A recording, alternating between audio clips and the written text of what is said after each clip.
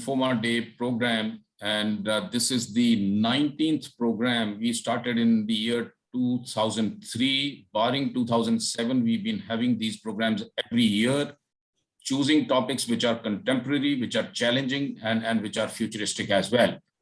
That precisely is the program for the day, for the 15th of September this year as well. And on the program are with me my colleagues, Nitin and Roshan, who will hear. Ladies and gentlemen, that's the program in front of you. And I, on behalf of Indian Oncology, who are the knowledge partners, welcome you about novel therapies, about challenges, and something futuristic as well. When I say that, it's based on some of the registrations which are in excess of 350, out of which 104 are from 26 countries across the globe. And this includes as far as New Zealand, US, South America, Africa, and Nepal, all from foreign distant areas, and then from my home state of Jammu and Kashmir, people logging in from Kulgam and Doda as well. Hand over the proceedings to my colleague, Dr. Roshan, to take on from here. Over to you, Roshan. Roshan is a consultant in hematology and BMT at the Medanta Medicity, Medanta Cancer Institute. Over to you. Thank you so much. Good afternoon, everyone. It is a great day today in which we are discussing a lot about lymphoma. This has been an annual event to touch upon all the recent advances, whatever is exciting in the field of lymphoma. I thank Indian Oncology Foundation and Dr. Vaid for organizing this yearly program, and we would like to get on with the meeting. My request to all the speakers and the panelists to please stay within their respective time limits so that we have an time-bound presentation, and everyone can get on with their evenings after that. And to start with the first session, which would include discussion on CD30 lymphomas, transplant in Hodgkin's lymphomas, I'd like to invite the chairman for this session, that is Lieutenant General Dr. Velu Nair, who is the Group Head of Medical Services and Chief Consultant, Hemato-Oncology Blood and Cancer Center in Ahmedabad. And speaking on CD30 lymphomas will be Dr. S Dattatreya, who is the Senior Medical Oncologist in Omega Hospitals, Hyderabad. So over to Dr. Velu Nair and Dr. Roshan, and the whole team, and my ideas to have put this together. And you have seen that we've got a very nice, healthy response from across the globe on a very popular topic, on a very important day. That's Lymphoma Day itself. And I must congratulate again this group in Medanta Group for having put this together year after year. So with those words, I would just like to say it's such an important topic, and is one of the common tumors which is very eminently curable, but we know a part of it ends up either relapsing or being refractory. So obviously, we are always in the pursuit to improve our outcomes, and this is one such endeavor. So with that, I would like to invite the first speaker, Dr. Dattatreya, to speak on 30 years of CD30 in lymphomas. What's new and novel? Dr. Dattatreya. Thank you so much, Ashok Vaid sir and Velu Nair sir, for that kind introduction. And I would like to congratulate the entire team for making sure that the academic pursuit continues. And we all know now that we are today in the third day of the third week of the third month of the third quarter of this year 2021. So today is 15th, it's Wednesday, the third day of the week. September is the third month and third quarter of 2020, and we'll talk about today 30 years of CD30 in lymphomas. Can someone share my slides so that you can, as I told Rajesh, you can control the slides, please. Yeah, so let's celebrate 30 years of CD30 lymphomas. Next slide. What that means is that almost 30 years back in 1982, CD30 was initially described in the Hodgkin's Reed-Sternberg cells. And come 2013, CD30 was a part of the NCCN NHL DLBCL immunophenotyping panel also. So how do we check for CD30? Next slide, please. We check by using an MAB called as the BERH2 for CD30 testing. This molecule is produced in the Golgi apparatus as a precursor form of 90 kilodaltons, undergoes then post-translational glycosylation and becomes 120 kDa and then moves to the cytoplasmic membrane, and the IHC therefore picks up CD30 in the cytoplasmic membrane. Next slide. If you look at the initial standard diagnostic workup of T-cell lymphomas in the first round of IHC by the pathologist, CD30 should be and is a part of the entire IHC panel. Next slide. And so also should be a part of the B-cell lymphomas diagnostic workup as well. Next slide, please. And that's what I have tried to show here, that in the first round of B-cell lymphomas too, CD30 should be a part of the IHC panel. Let's now look at CD30 expression and function in health and disease. So it's more like as if the magic number is 3 today. Next slide. So you can find expression of CD30 in 3 different areas. Next slide. Number 1, in resting cells and tissues. And that can be the CD8 positive T cells, or second, lymph node cells in the parafollicular area, or thirdly, deciduous and the endometrial cells with deciduoid change. Second is activated T cells, for example, A, T cells, B, B cells, and C, the null cells. And the third, in various neoplastic cells. So it's in these cells and tissues, in these 3 cells and tissues, you find expression of CD30. We now come to CD30 expression in various lymphomas because this is the World Lymphoma Day. Next slide. And in 3 conditions, CD30 expression is 100%. Number 1, classical Hodgkin's lymphoma. Number 2, anaplastic large cell lymphoma, systemic and cutaneous. And number 3, lymphomatoid papulosis.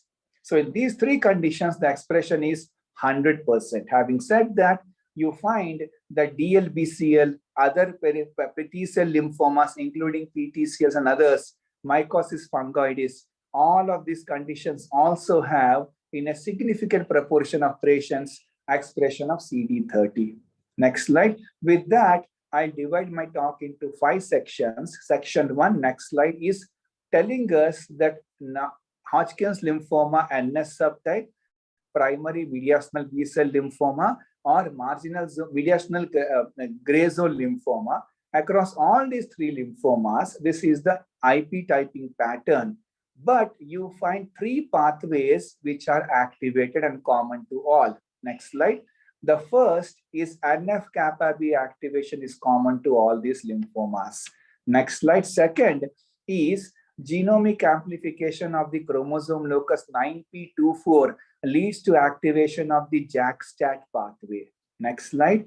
And just behind where the JAK2 gene is encoded, you have the PDL1 and the PDL2 also being controlled on the same 9p24 locus. So PDL1, PDL2, number 2 JAK2, and JAK2, and number 3 NF-kappa B pathway.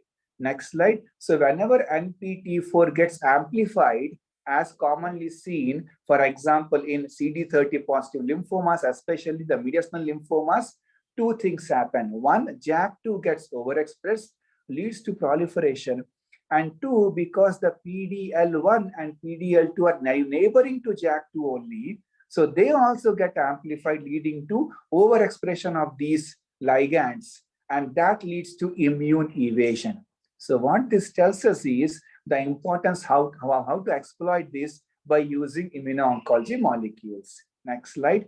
In fact, this is how, for example, the Hodgkin's Reed Sternberg cell can have so much of expression of various mechanisms which suppress the immunity and therefore help in immune evasion or immune escape within the tumor microenvironment, including secretion of cytokines and inhibitory cell surface marker expression. And there are 3 different ways in which we can exploit this so that we can treat these type of diseases effectively. Next slide. And those three ways are: number one, targeting CD30 by using PD-L1, PD-L2 or PD-1 by targeting the PD-L1, PD-L2 or PD-1. And number three, exploiting this by using CAR T-cell therapies. So there are three different ways, three novel ways, three new ways by which we can target CD30 lymphomas. Next slide.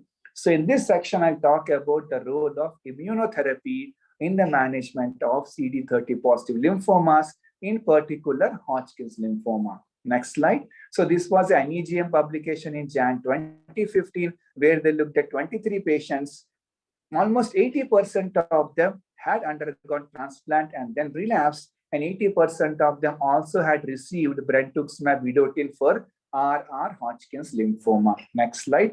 And they found 17% of patients had complete response, with a median PFS at 6 weeks of 80, with 86% of them being progression-free at 6 months. And therefore came the next study, which was a prospective phase 2 multi-cohort study. Next slide. And here they looked at patients of Hodgkin's lymphoma who had failed autologous transplant and brentuximab vedotin. In fact, 50% of them had got 5 or more than 5 lines of treatment. And almost 100% of them had received previous brentuximab vedotin after transplant. And what did they find? Next slide. Overall response rates of 66.3%. Next slide. Complete responses between 10 to 27%. And the median PFS was 10 months. And so came yet another trial. Next slide. A multi-center phase 2 trial of nivolumab, which again in 243 patients showed the median duration of response being 17 months and median PFS 15 months. So these three studies separately tell us that nivolumab in RR classical Hodgkin's lymphoma gives us, next slide, an overall response rates around 70%, complete response rates up to 20%, and a median PFS between 10 to 15 months. So this is what we need to know about nivolumab after multiple lines of treatments, including transplant or BV having failed in RR classical Hodgkin's lymphoma. In the US and Europe, next slide, Nivo is approved for patients of CHL which relapse or progress after transplant and post-transplantation brentuximab vedotin. Is pembrolizumab far behind? Next slide, the Keynote 87 trial. These are the phase 2 and looking at the efficacy and safety of pembro for RR classical Hodgkin's lymphoma. And this study had 3 cohorts. Next slide. The first cohort had received both transplant and subsequent BV. The second cohort had got salvage chemo and BV, but could not go for transplant. And the third cohort had transplant, but did not receive BV after transplant. And across all the 3 cohorts, pembrolizumab showed, next slide, again, complete responses around 20%, overall responses around 70-75%, and the median PFS again between 10 to 15 months, so same as nivolumab. Next slide. They also tried to look at comparing pembro versus BV. I think my very learned colleague, my esteemed friend, Ganesh will talk about this trial in his slides. To suffice it, next slide, pembrolizumab is approved in the US for patients whose disease is refractory relapsed after 2 or more lines of treatment, or in the Europe, the same indication as Nivo, patients who have progressed after transplant and BV. Or if the patient can't take transplant for whatever reason, then after the patient has failed brentuximab vedotin. So that's one novel way of using nivolumab and pembrolizumab in the treatment of CD30 positive lymphomas, particularly classical Hodgkin's lymphoma. Next slide. What about using PD-1 blockade as maintenance after autologous transplant? There was a multi-centered study which looked at 8 cycles after transplant, and it showed encouraging 18 months PFS and OS. But this is promising. I think we need more studies before we can start using it as practice. Having said that, what about using PD-1 blockade after allogenic transplant?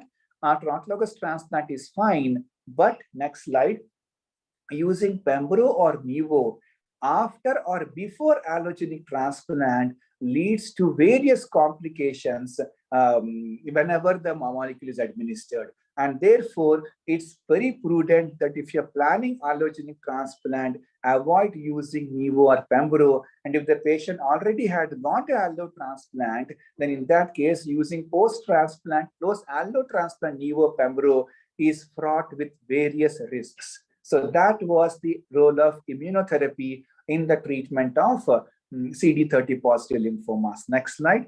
Now, the second way to approach is, next slide, to exploit the usage of CAR T-cell therapy in CD30 positive lymphomas. Yes, in multiple myeloma, it has been very encouraging.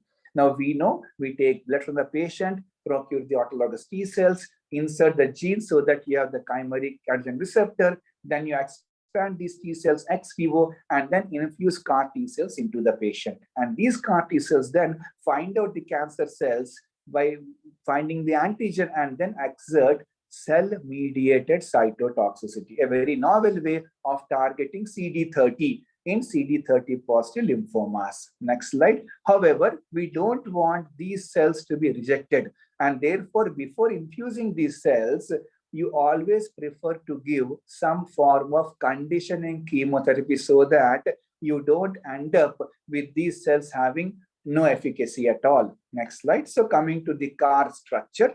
Next slide. I'll briefly take you through various structures. Next slide. So this is how the CAR looks like.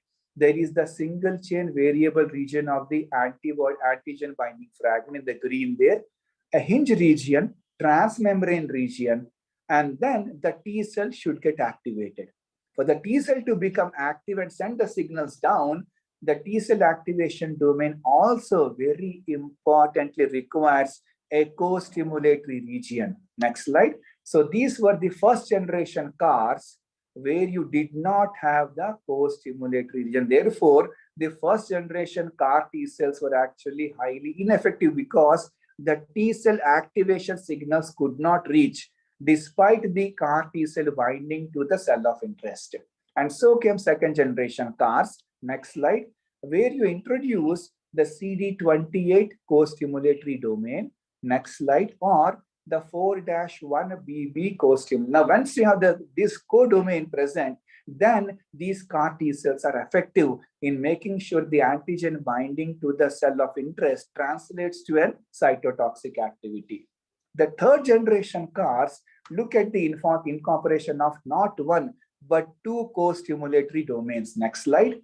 So that's CD28 and 4-1BB also, and that leads to more effective activity of these third generation CAR T cells rather than the second generation CAR T cells. So with this, next slide, they looked at a phase 1 dose escalation study in patients of Hodgkin's lymphoma and ALCL, which were CD30 positive, by using CAR T cells having the CD28 endodomain, second generation CAR T cells. But they found that the efficacy was not at all appreciable or optimal. But they also found no adverse events and no reports of cytokine release syndrome. The principal reason why the efficacy was not there and side effects also didn't happen was because in this study, they did not use the lymphodepleting conditioning regimen. Having understood that, next slide, they did one more phase 1 trial where they looked at CAR T cells with the 4-1BB endodomain. And this time, they used conditioning chemotherapy like fludarabine cyclophosphamide, gemcitabine mustargine endoxan, or nab-paclitaxel cyclophosphamide. And they did find some optimal responses. Having said that, next slide, these two phase 1 studies were considered suboptimal, but they gave optimism of a potential avenue to treat relapsed refractory CD30 positive lymphomas. I now come to a recent paper in JCO 2020, next slide, where you looked at two parallel phase 1, phase 2 trials. Here the conditioning regimen was bendamustine alone, bendamustine fludara, or fludara cyclophosphamide. Next slide. Now these were patients who had failed 7 prior lines of treatment, 41 patients receiving the CD30 CAR T cells. With the fludarabine-based conditioning, now they found 72% response rates despite having failed 7 prior lines of treatment, and 60% of them were complete responses. So this gives enthusiasm that you could have high rate of durable responses next, and therefore the coming 2 slides, next slide please, talk about the ongoing trials of CAR T cells targeting CD30 lymphomas. Next slide. Again, 4 more trials, which are ongoing trials. Next slide. And these are various 5 different ways how we are trying to improvise upon the CAR T cell therapy in the treatment of CD30 positive lymphomas. Next slide. So coming to now the third way of targeting CD30 lymphomas. One was immuno-oncology molecules, immunotherapy. The second was CAR T cell therapy. And the third way target CD30 lymphomas is to use anti-CD30 antibodies. Let me start with peripheral T cell lymphomas. Next slide. So this was the Echelon-2 trial, a phase 3 trial, where we know that systemic ALCL, CD30 is universally expressed, but you could have non-systemic ALCL where the expression is variable. In PTCL up to 60%, in AITL up to 50%, in ATLL 50%, and in some other lymphomas from 0 to 100%.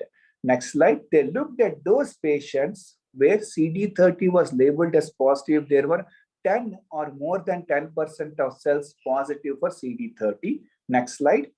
And what they thought was CHOP was compared to CHP. Instead of vincristine, give brentuximab vedotin. Now this is first line treatment for CD30 positive peripheral T cell lymphoma.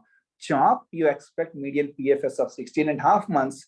By giving BV to CHP, you are looking at a PFS of 24 months. This was the assumption on which, so 16.5 months, can that become 24 months as the PFS by adding BV to CHP versus CHOP? Next slide. So these are all the PTCLs they looked at in their trial. Next slide. And what they found was a complete response rate of 68% with the BV-CHP arm when compared to CHOP 56%. So overall 11% advantage in objective response rate, 11% advantage in complete response rate, and more important, the primary endpoint was PFS. Next slide. In the CHOP, the median PFS was 21 months, which became more than double, 48.2 months in the A plus CHP or the BV plus CHP arm with a hazard ratio of 0.71, a p-value highly significant. That clearly nails the importance of using an anti-CD30 targeting molecule in peripheral T cell lymphomas. Next slide. What about OS? Hazard ratio of 0.66, favoring the addition of BV to CHP rather than CHOP. And these results are potentially practice-changing, and the US FDA gave approval in November 2018. Now remember, the publication happened in December 2018, but the approval happened before the publication. Next slide. Having said that, are you going to end up in more adverse event ACHP? Look at this slide. Across all adverse event parameters, A plus CHP seems to be as good with regard to the adverse events when compared to CHOP. Are there any patients where A plus CHP may not work as promised? Next slide. If the IPI score is between 4 and 5, or if the baseline ECOG-PS is 2, these are the patients where, as you can see, the median PFS is sitting on the unity. Next slide. With regard to the OS, again, if the IPI score is 4 to 5 or the baseline ECOG-PS is 2, you find that the diamond is crossing. So CHOP versus CHOP, CHP and BV, these are the few patients where the IPI score is 4 to 5 or the ECOG-PS is 2. You can be slightly careful before you put them onto BV plus CHP. Next slide. So coming to very briefly about the Alcanza trial, these are CD30 positive mycosis fungoides or PCALCL. Compare them to BV versus the physician's choice. Next slide. And you clearly see that the response to BV are far better than physician's choice treatment. and the time to next treatment suppose durability or the benefit of BV. Next slide. Importantly, realize that BV can cause cumulative neuropathy. Next slide. Coming to the last section of my talk, which is next slide, about using brentuximab vedotin in the treatment of Hodgkin's lymphoma as first-line treatment. When it was only anti-CD30 antibody alone, brentuximab alone, like MDX060, next slide, the response rates were 6% only. Therefore, next slide, they looked at one more antibody called as SGN30, next slide, and they found out the 38 patients, Hodgkin's lymphoma, no responses. Next slide. And therefore, to improve the activity, they added a medicine called as MMAE, which became brentuximab vedotin. And by adding that, they found, next slide, this now became anti-CD30 drug conjugate. Next slide. And therefore, this is called as SGN35 BV. Next slide. They looked at patients of Hodgkin's, ALCL, and AITL, and they found out, next slide, that the dose is 1.8 milligram per kg body weight. At that dose, 86% of patients had tumor regressions. Next slide. And 80% of them had improvement in their symptoms. Next slide. So that's the slide showing difference between only using brentuximab alone versus conjugating vedotin to brentuximab or MMAE to brentuximab. A huge difference in Hodgkin's lymphoma. Next slide. Therefore, let's look at next slide. How ABVD plus BV versus AVD plus BV fares in newly diagnosed Hodgkin's lymphoma. Next slide. So you find that the complete responses are equal, 95%, 96% ABVD and BV or AVD and BV. Next slide. But when you give ABVD and BV, you end up having 36% pulmonary toxic effects. So ABVD and brentuximab vedotin becomes a very toxic regimen for the lungs. Next slide. So BV should not be combined with bleomycin. In fact, BV can serve as a replacement for bleomycin. Therefore, AVD plus bleomycin was chosen, next slide, for patients of stage 3, stage 4 Hodgkin's lymphoma as first-line treatment. Next slide. They compared ABVD to AVD plus brentuximab vedotin, and this is the difference you see by adding BV plus AVD. Hazard ratio of 0.77, p-value of 0.04, favoring A plus AVD versus ABVD. Next slide. The curves here also talk about the median PFS by the investigator, again showing an advantage of adding BV to AVD rather than ABVD. Next slide.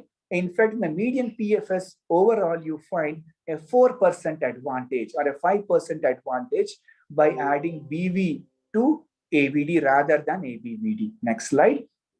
Now, these are summary of responses again, showing that A plus AVD is better or as good as ABVD. Having said that, it doesn't hamper, next slide, either the fertility and also doesn't improve the pulmonary toxic events. Therefore, the NEJM publication author said, next slide, that A plus AVD has superior efficacy when compared to ABVD. But I have my reservations, the last 1 minute of my talk. Looking at next slide, A plus AVD, the grade 3 adverse events are more. Serious adverse events are more. 37% of patients go on to hospitalizations. Next slide. But look at the ABVD arm. Next slide, please. And you find that more than a required patients, you don't find this many adverse in the ABVD. So something went wrong with ABVD in this trial. Therefore, next slide.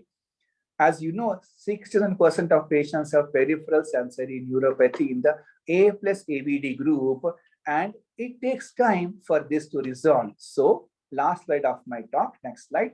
Due to these issues, I feel that BV plus AVD should not replace ABVD for frontline treatment of Hodgkin's lymphoma. In CHOP versus CHP plus BV for PTCL, that can be done.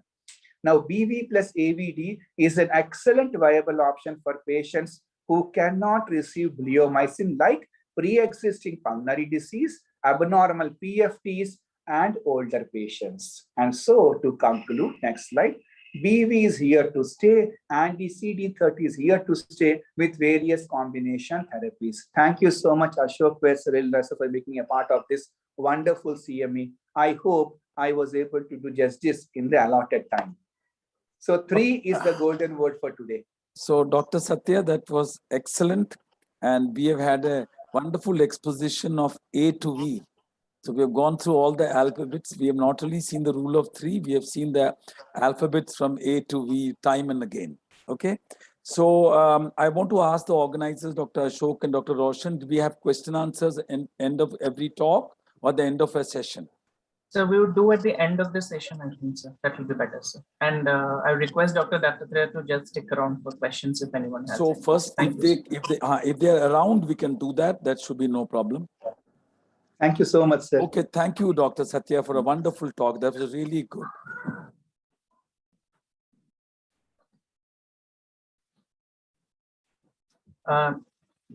Dr. Nair, I would go ahead to introduce the next speaker, sir. Yeah, so the next speaker is my friend, Dr. Ganesh Jaishetwar, who is a consultant hemato-oncologist and bone marrow transplant in Yadav Hospitals, Hyderabad. A very active, young, energetic transplanter. And he actually, treats his patient with a lot of vigor. I know him for quite some time. And I welcome him to give his talk on Beyond Transplant, Novel Therapies in Relapsed Hodgkin's Lymphoma. So that's a little paradoxical topic for Ganesh, but definitely I'm sure he will do justice to it. Dr. Ganesh, please. Thank you, sir, for the kind introduction. I hope I'm audible and my slides are visible. Yes. Yeah. So thank you so much, the organizers, for this unique opportunity to present on this August virtual dais. I must admit before I start, majority of my talk is been supported by Dr. Satya Dattatreya, sir. After his wonderful and very elaborate talk, I will try to, stand in a best possible way to cover these novel therapeutic options other than brentuximab, particularly in context of relapsed Hodgkin's lymphoma. So the objective of my talk is to discuss the evolving role of immunotherapies in the relapsed refractory Hodgkin setting and identify which particular subset of these relapsed refractory patients merit pre-transplant and which patients will require post-transplant these novel therapeutic options, including immunotherapies. And the end of the talk, I'll try to justify the sequencing in context of our subset of patients in our country. So as we all know, Hodgkin's lymphoma prognosis decade by decade has been drastically improving after Bonaduna's discovery of ABVD regimen, and currently about in the early favorable risk about close to more than 90% get cured, and whereas as the stage increases, the curative potential keeps on declining. So overall, if we see about 10 to 15% in the early stage, 15 to 30% in the advanced stage, and do relapse over a period of time, whereas about 10 to 15% either remain primary refractory or develop a secondary disease progression after achievement of either PR or suboptimal PR. So, and this subset of patients, as of now, the standard of care, as has been highlighted by these two graphs, you can see Lynch in Lancet 93 and Stimets in Lancet 2002. The first one is the mini-beam versus beam, and the second one is DEXA-beam versus beam. So as of today, the strategy to have longest possible DFS in this relapsed refractory Hodgkin's lymphoma subset is through autologous stem cell transplant consolidation after achievement of at least very good partial remission, or optimal is complete remission with various salvage regimens.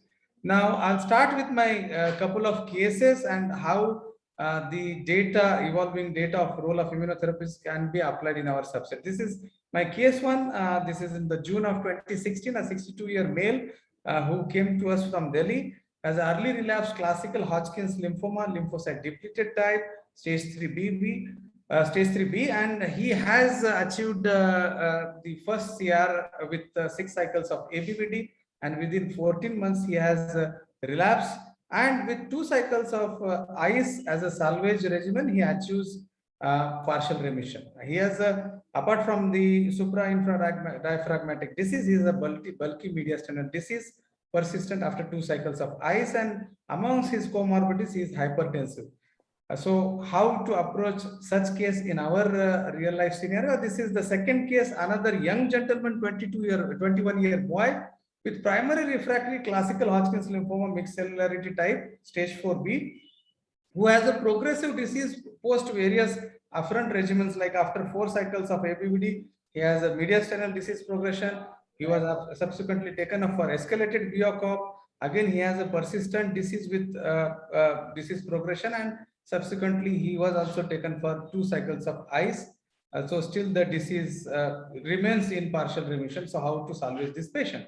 So relapsed refractory Hodgkin's lymphoma, the first in the studies I am going to highlight there is in context of science. Case 1, the role of the novel targeted drugs like Dr. Satya has highlighted, brentuximab in combination with chemotherapy like bendamustine, particularly in the elderly disease subset.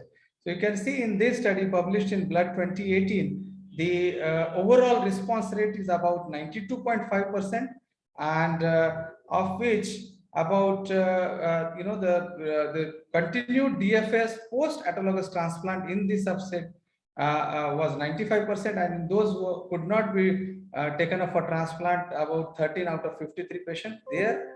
The response maintenance was 84. So the significant number of patients who were not taken up for transplant has subsequent disease progression. And so this is again the survival curves. The overall survival of the group as a whole is about 92%, whereas PFS is much better in those subsequently consolidated with autologous transplant. So in this context, our case, he was initially with a disease suboptimal response with 2 cycles of ICE. He was subsequently taken with 2 cycles of brentuximab with bendamustine. With that, he achieved metabolic complete remission in the month of August 2016. Subsequently, September 2016, he was taken up for BIM condition autologous stem cell transplant, and almost about 5 years post-transplant, he continues to be in metabolic remission as per the last assessment, January 2021. So this is a 62-year gentleman who was 62 years at the time of presentation. Now he's 67 years. So with the DFS of 5 years. So essentially, as Dr. Satya sir has highlighted, autologous stem cell transplant remains the standard of care for all relapsed refractory Hodgkin's lymphoma in the first relapse.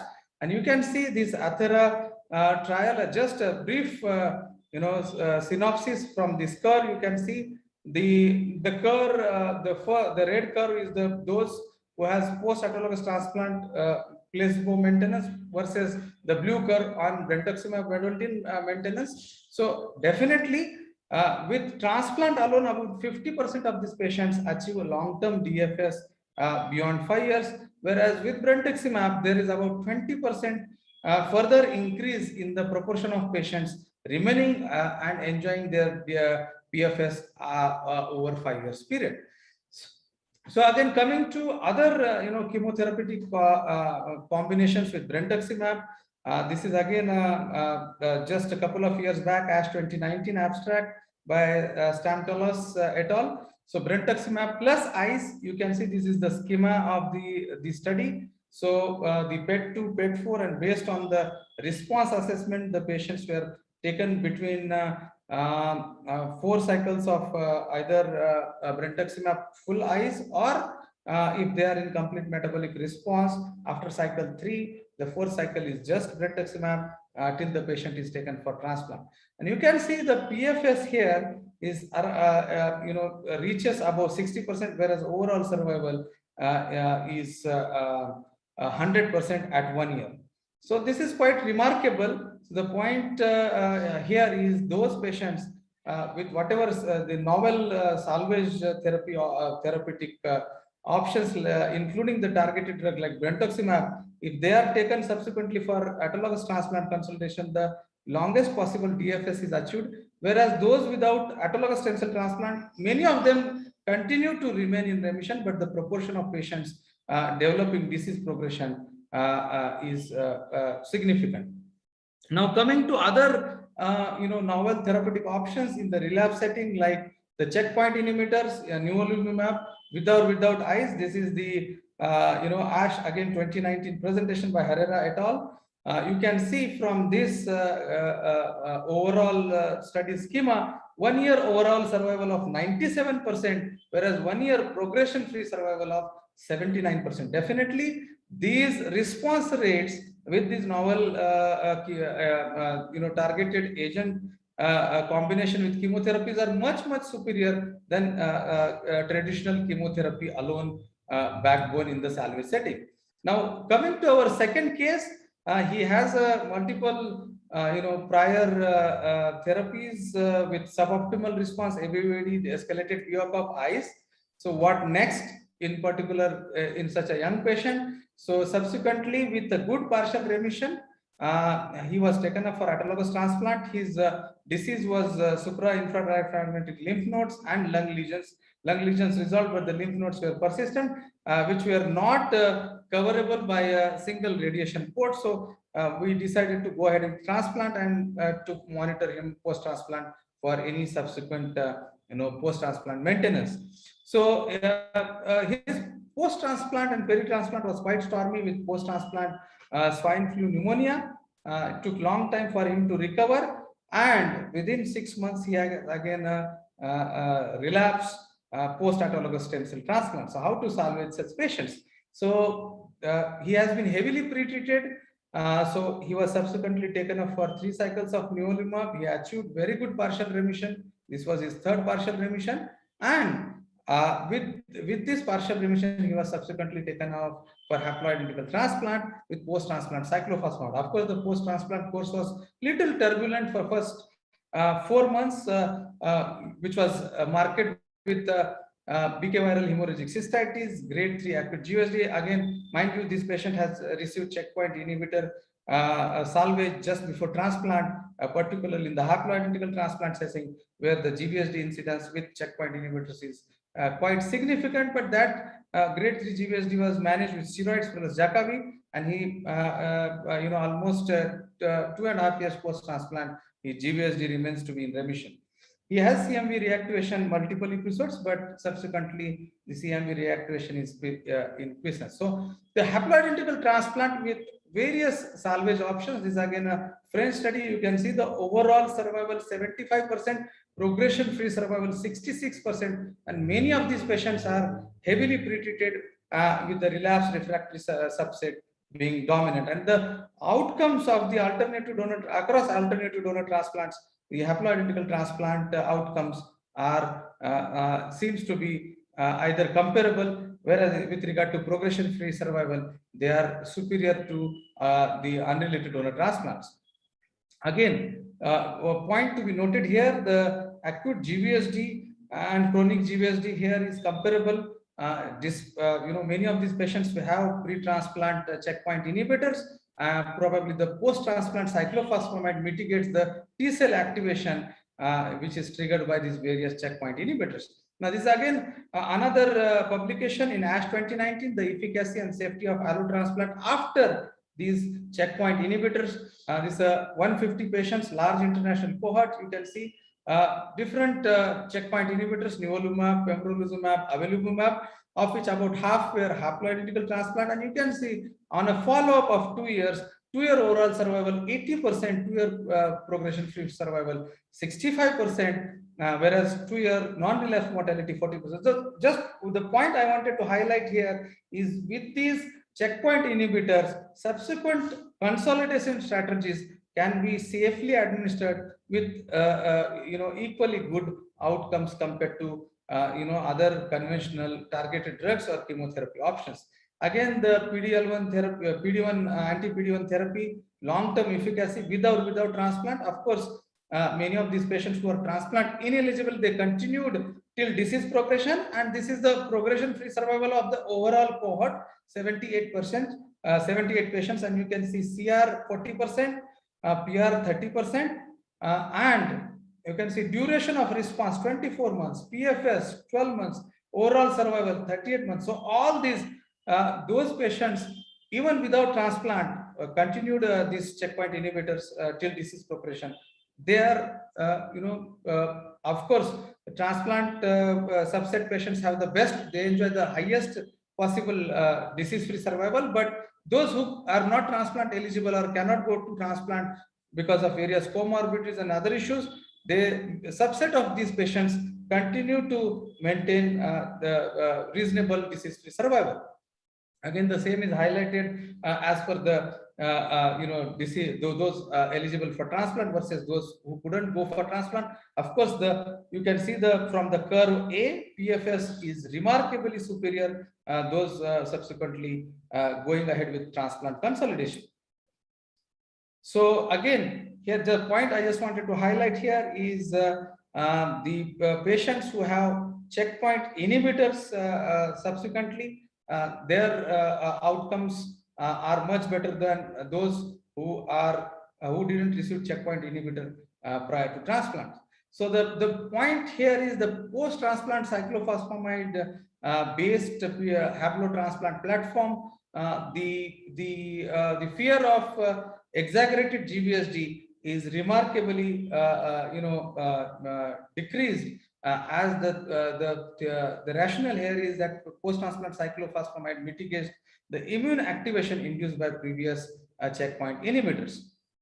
So to conclude this part, allotransplant performed after anti-PD1 inhibitors is a feasible strategy associated with an excellent PFS and with a very low cumulative incidence of relapse for Hodgkin's lymphoma.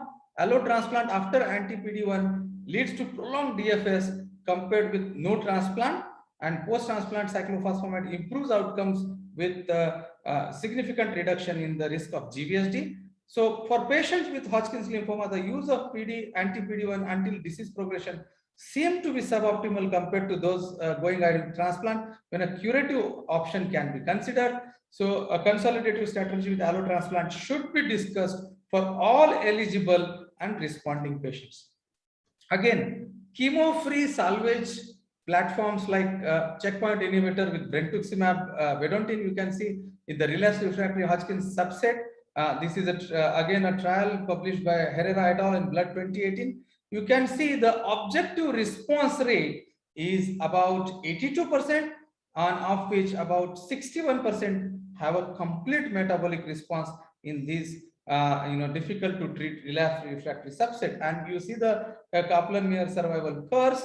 The percent of patients who were disease-free or free of disease progression, can see the post brentuximab nivolumab backbone transplant transplant subset has 91% long-term survival versus 78% of the entire cohort.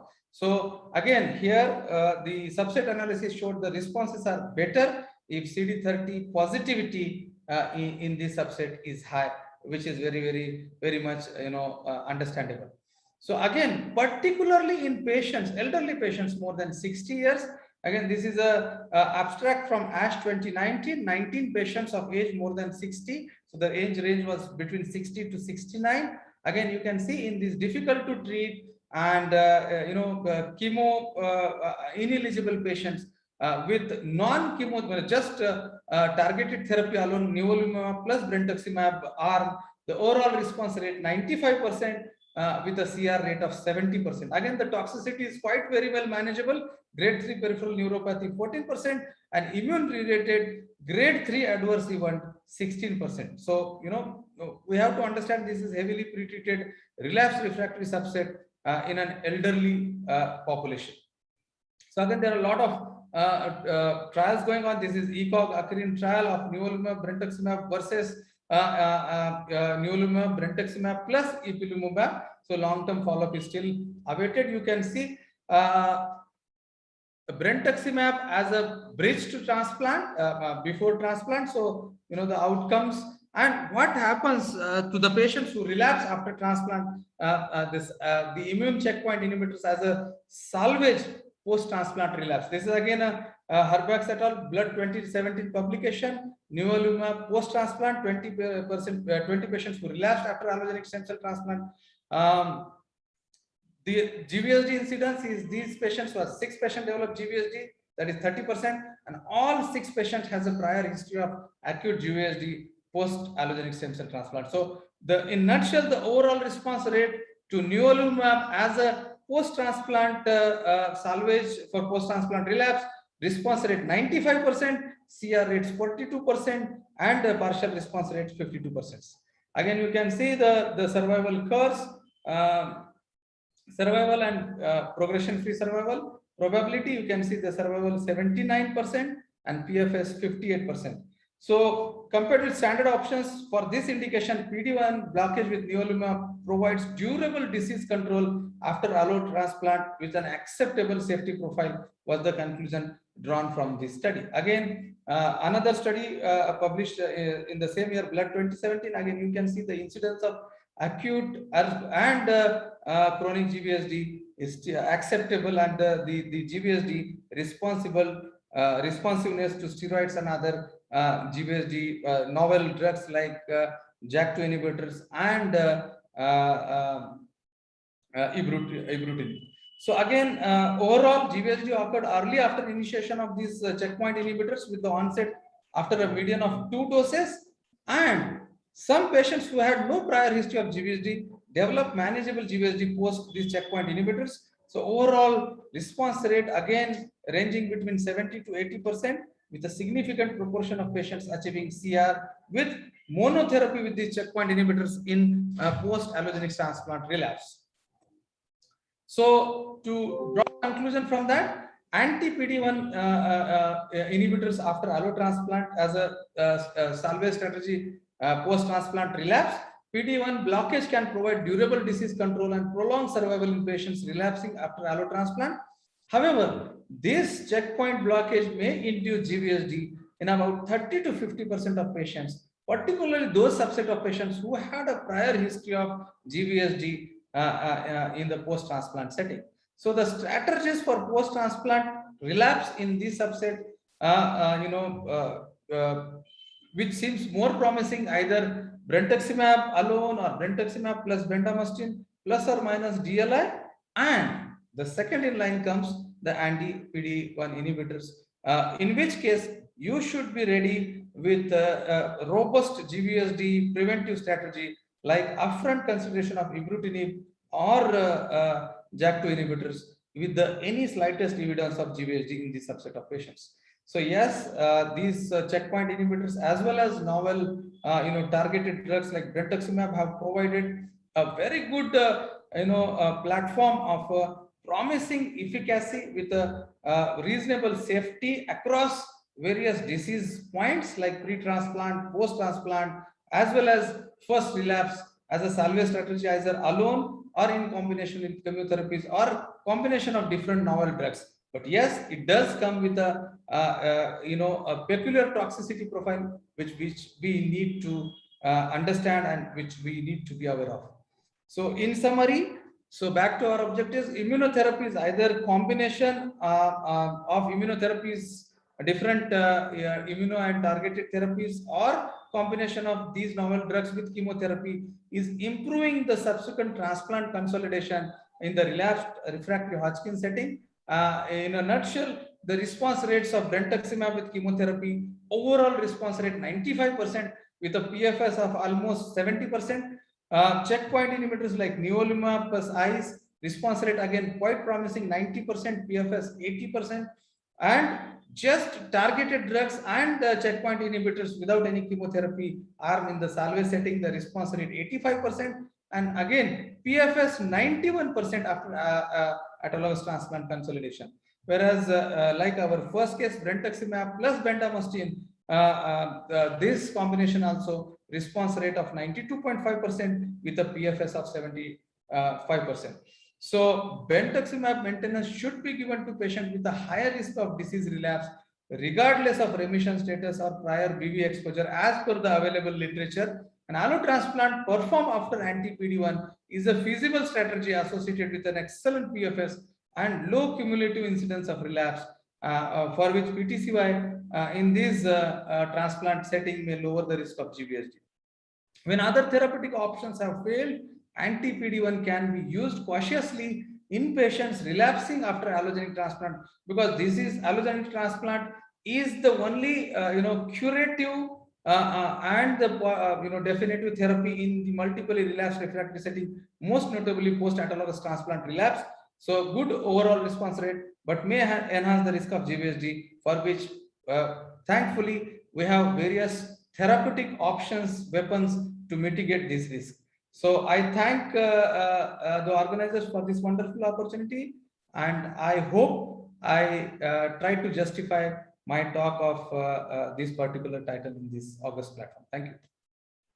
Yes, indeed, Ganesh, you did justify and you did full justification to the topic. I'm happy to say that. Am I audible, Ganesh? Yes, sir. Yes, sir. Thank you, sir. Yeah. So I would take, with the permission of the program director, Dr. Ashok and Roshan, I think since the next topic is on non-Hodgkin's and DLBCL, we can wrap up this Hodgkin session because there are two speakers. We'll have a potpourri of questions between two different biological of diseases biology. So if it's okay, we will wrap up the Hodgkin session first. Let me start with Ganesh itself. Ganesh, that was a very nice exposition, especially in the difficult subset of patients who actually relapse after transplant. Sir. And also about the PD-1, the checkpoint inhibitors and their association with complications during transplant. Yes. And you're highlighting repeatedly that PTCY has helped you to offset some of the complications in form of increased frequency of GVHD. Yes, sir. So my first question is the choice of transplant. LO, when I have to go in for a LO transplant in a patient who's relapsed after autologous transplant and nivolumab, and then you want to do an allogenic, and I have a fully matched sibling donor. Also, I have a haplo. Sir. What would you choose? Sir, from the available data, I will, the preference is always matched sibling transplant. Of course, those having been exposed to these checkpoint inhibitors, even with matched sibling transplant, there is an emerging data of PTCY-based GVH prophylaxis, even with the matched sibling transplant. Of course, it comes with its own cost of delayed immune reconstitution and various opportunistic infections, hemorrhagic cystitis and all. But the incidence of grade 3, grade 4 GVHD with PTCY is far less compared to the conventional cyclosporine methotrexate backbone of GVH prophylaxis. Thank you. There is a nice paper, a large series of haplo versus MSDs in such setting patients, where they have actually found that haplo may end up with better outcome results at the end of it. For various reasons, because you do need a graft versus lymphoma effect. Yes. That's one. Yes. Second thing is, we have done both the transplants. And Yes. I am now using PTCY with consent and ethical clearance if required in your matched sibling, because that is very important to offset the problem of GVHD. Yes. Because GVHD will nullify all your advantages when you get a grade 3 to 4 high grade GVHD. Yes. So now there's another way you can actually address this. You may not go the PTCY way. There is, of course, it's a phase 1 and now going to phase 2, where they have tried hybrids of bendamustine and cyclo. So we are trying to come down the dose of cyclo from 50 to 25 to 14.5. The Chinese papers are there also with same efficacy, but you minimize hemorrhagic cystitis, BK virus. So all those things are minimized. So you want to optimize the dose. So we have also used bendamustine in a handful of patients with good results and no GVHD. And you get the same advantage. And it's very easy to give, as you know, bendamustine. Yes. So as you nicely highlighted, sir, in that French trial, which I just projected briefly, if you see the outcomes of different donor transplants, the overall survival seems to be more or less same. Yes. Haplotransplant has seems to offer a better PFS. Yes. PFS Yes. on 3 to 4 years is 72% versus 65% in matched sibling transplant, but it does come up with a little more NRM and little more post transplant the immune delayed immune reconstruction. So it would be interesting to do a subset analysis in that paper to see the GVHD in the matched sibling, because they didn't use PTCY. Yes, sir. Yes, sir. And in your haplo, PTCY was used. Yes, and sir. normally you expect more GVHD in haplos. Yes, sir. Here you may do a subset and be surprised. Yes, sir. Yes, sir. That's one. Second thing is, you never talked a little bit of VOD, sinusoidal obstruction syndrome. Yes, sir. Yes, sir. That is also an issue. Yes, sir. And in our country, very difficult to treat because defibrotide is not available mainstream. People have to go to the gray market, what have you, and it's so costly, so costly in adult. So what does the literature say on checkpoint inhibitors followed by transplant, frequency of VOD/SOS? Yes, sir. So the incidence of VOD or hepatic SOS seems to be higher in those patients who were salvaged with brentuximab, the anti-CD30 monoclonal antibody, compared to checkpoint inhibitors. But the hepatotoxicity of the patients being salvaged with checkpoint inhibitors, subsequently going ahead with allotransplant, their hepatotoxicity versus other the salvage chemotherapeutic options, the hepatotoxicity comparable, there seems to be higher hepatotoxicity, particularly of those patients who received brentuximab as a pre-transplant salvage regimen in this subset of patients. Thank you. Just stay on the panel. I want to go to Dr. Satya. I didn't see any questions in the chat box or in the Q&A box. So I am taking the liberty to ask a few questions, then I'll open it to the panelists who are available. So is Dr. Satya with us? Is Dr. Satya available?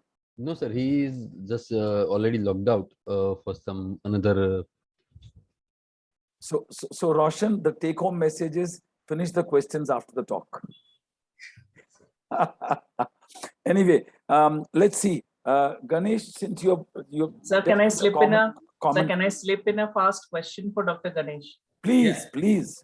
So Dr. Ganesh, my question is, how long would you wait after immunotherapy to take a patient for an allotransplant? Means what is the usual gap you should do means in your practice if you have done for the patient to go into an allogenic transplant?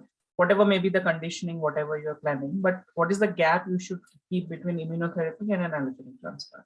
Yeah, thank you, Dr. Roshan, for this very important question. So when we took our patient for transplant, we tried to dig out the literature. So there are two different schools of thoughts in this regard, but the optimal time, some suggestions between 1 to 2 months, but these are the heavily pretreated relapsed refractory patients. Waiting to take them for transplant is always a tricky situation with there is always a possibility of disease progression before you take them for transplant. So we, in our case, had taken the patient immediately to transplant after the workup. So the time between time to take this patient for transplant was just 3 weeks. So practically, Roshan, you don't end up getting much time because there's a disease waiting to come back. Yeah, it's a difficult cohort. And so obviously you're not going to give them maintenance repeat cycles. So you're talking about something called the washout time. So the washout time is a very tricky question. So you have to take the spin-off. The negative spin-off is the side effects we talked about. So we've also transplanted a handful of these patients, usually 3 to 4 weeks. Beyond that, it's difficult to buy time. That is the issue, Thank you. Since Satya is not there, do we have another few minutes, Roshan, in this session? 2 minutes maybe, sir. Okay. So Ganesh, We all know that GVHD in the PD1 group post HSCT, you have a higher frequency. We know that. So we also know that we attack, our threshold to act is very low, and we want to act fast and act hit hard, whether it's ibrutinib or ruxolitinib or whatever. Can you do anything during transplant in conditioning or pre-post to decrease this frequency? And we also know why the GVHD increases.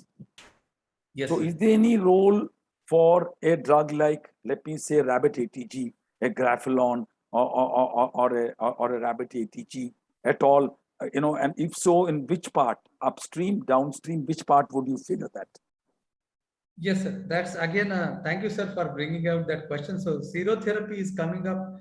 A lot of evolving literature on the role of serotherapy in such disease subset on such platforms as a add-on GVH prophylaxis. So for GVH prophylaxis, the serotherapy is given proximal, whereas for graft rejection, it is given distal to stem cell infusion. But there is a huge literature evolving on the role of serotherapy as a GVH prophylaxis in this, particularly in the alternative donor transplant. Moreover, nowadays, in fact, even for matched sibling donor transplant, even for malignant indications, serotherapy is coming up in a big way as a GVH prophylaxis, and lot of data, particularly from the China, about the role of Europe also, Basigalapo group, yes, and yes. the whole Moti group, the whole European group has been using a lot of it. Yes. Thank you. Thank you, There were a few questions for Satya. Any other questions from Dr. Ashok? Anybody else on the panel? Jalal Sahab, this is Hemant Malhotra from Jaipur. Hi, Hemant. To ask a question. Please. Good afternoon, sir. So maybe you can answer this, or Ganesh can answer this, considering the incredible efficacy of checkpoint inhibitors in relapsed Hodgkin settings. Why is it not accepted in the first line setting, particularly for the high risk patient, the stage 4 patient? Why is there reluctance to accept, say, a combination of checkpoint inhibitor and brentuximab in the first line?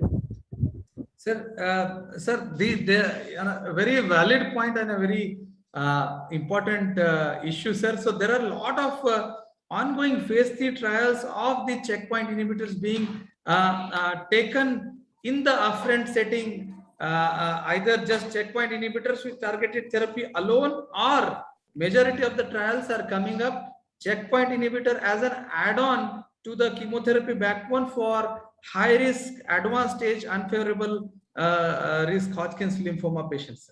So the data is evolving, and the preliminary data seems to be very, very promising. As I mentioned earlier, the long-term DFS of early stage Hodgkin's lymphoma, there are 10 to 15% relapse rate. In advanced stage, 20 to 30%. So with the checkpoint inhibitors being brought upfront like other disease subsets, the DFS, at least on a shorter follow-up, 1 to 2 years, seems to be crossing 90 to 95% in the advanced unfavorable subset of these Hodgkin's lymphomas. So welcome, my friend, Dr. Hemant.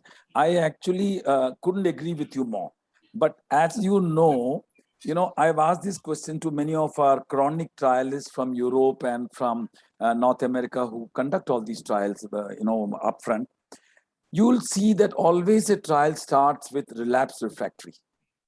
Whether it's myeloma, whether it is CML, whether everywhere, the trial starts after the first line with a relapsed refractory.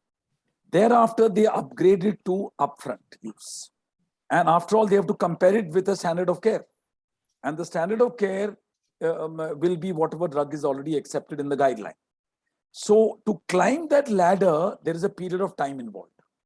And the time involved can take from 1 year to 5 years to 10 years, depending on how much is the trial required, what are the centers involved in it.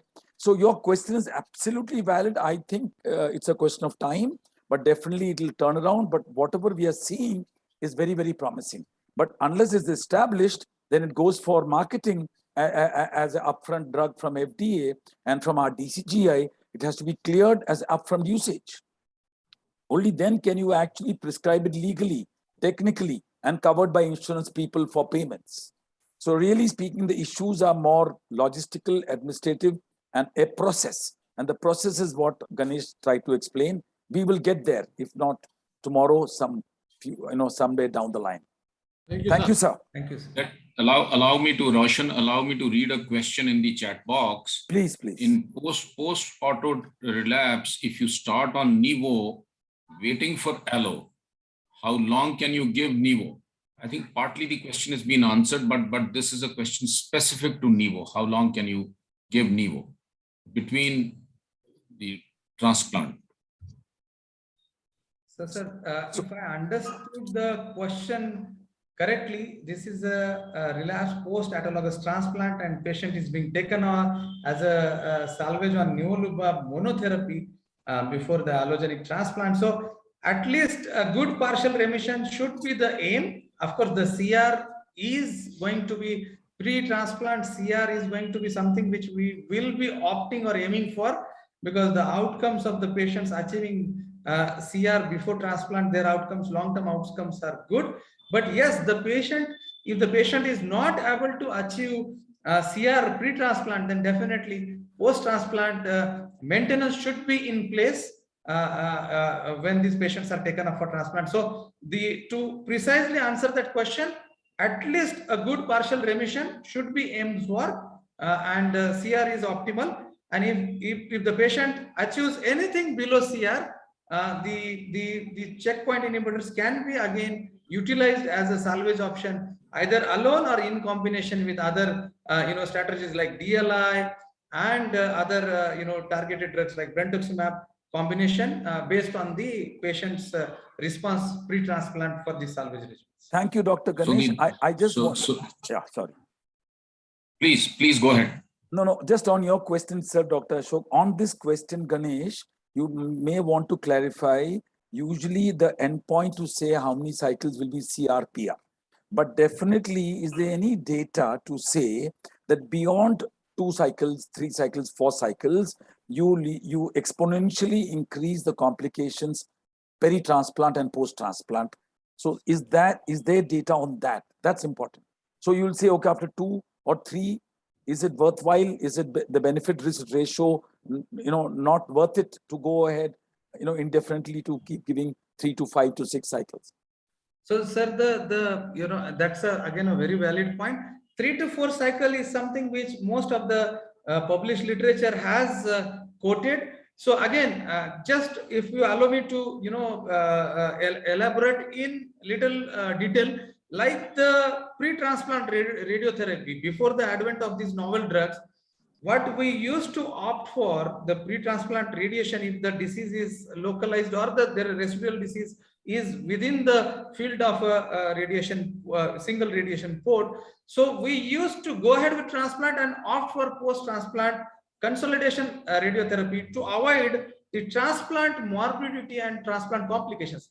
In the similar fashion, decreasing the exposure pre-transplant, for that matter, you can combine these checkpoint inhibitors with various chemotherapy backbones, as I had highlighted through a few of the studies, to maximize efficacy in a minimum number of cycles pre-transplants. But roughly 3 to 4 cycles is the period, and then you can keep on doing a PET after every 2 cycles, and based on the patient profile, you can take up the decision of taking the patient for transplant somewhere between 2 to 4 cycles. Thank you. Dr. Ashok, when I spoke, you were saying something. Would you like to complete? You were saying something. Again, the question has been answered, that is it the duration or the quality of response which is more important. Sure. I think, Roshan, we'll have to move on. Yeah. Thank you, sir. I would thank Dr. Nair for coordinating the session very well and giving us good insight into all of the topics. I'd also thank Dr. Dattatreya for a very nice presentation of CD30 directed therapy, and Dr. Ganesh, obviously, for his excellent presentation on immune checkpoint inhibitors and all the aspects relating to the transplant. So without much ado, I would move to the next session. The next session will be chaired by Professor Dr. Hemant Malhotra. Dr. Malhotra is the Director of Oncology Services at Shri Ram Cancer and Super Speciality Center and he's a professor and head in Department of Medical Oncology in Mahatma Gandhi Medical College and Hospital. Co-chairing with him is my teacher, Dr. Anupam Chakrapani, whom I've had the opportunity to work in Tata Medical Center. He's currently the hematologist and hemato-oncologist in the bone marrow transplant unit physician at Apollo Gleneagles Hospital, Kolkata. So over to Dr. Hemant and Dr. Anupam to coordinate the session. The speakers in this session would be Dr. S.P. Yadav, who works with us in the Pediatric Hemato-oncology and Bone Marrow Transplant Department of Medanta, the Medicity, as the director. And the other speaker of this session would be Dr. Hari Menon, who is a senior consultant and director hemato-oncology and bone marrow transplant program at Cytocare Hospitals in Bengaluru. Over to Dr. Hemant and Dr. Anupam for coordinating the session. Thank you. Thank you, Roshan. With Anupam's permission, I'd like to start the ball rolling. Anupam, you can please introduce the second speaker. So on behalf of my co-chair and myself, I'd like to thank the organizers, my very dear friend, Dr. Ashok, and his team for this webinar and CME. And greetings to everybody on World Lymphoma Awareness Day. And I think no discussion on lymphomas can be complete without talking about pediatric lymphomas, where we have a cure rate of now 80 to 90%. And we have to talk about pediatric lymphomas and the challenges and the opportunities in pediatric lymphoma. Dr. Satya Yadav. Satya has already been introduced to you. He is from the host institution itself, and he is Director of Pediatric Hemonc and BMT at the Medanta. And Satya, you have 20 minutes. Over to you. Thank you very much. Thank you, sir. And I thank the organizers for giving me the opportunity to be here, to be speaking on this important topic on pediatric lymphomas. So I'll just start sharing the screen.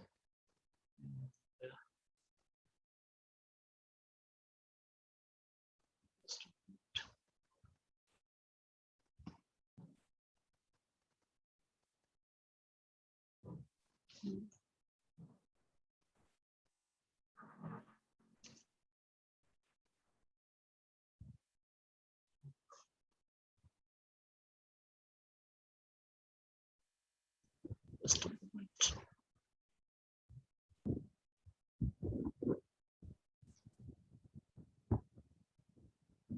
Is there a problem, Satya? Yeah, just a moment. I don't know. I couldn't do it full screen. I was just trying to do that. Just a moment. So there's a slide share button on the down. Yeah, on your screen. I know that it was just getting blocked. So just a moment.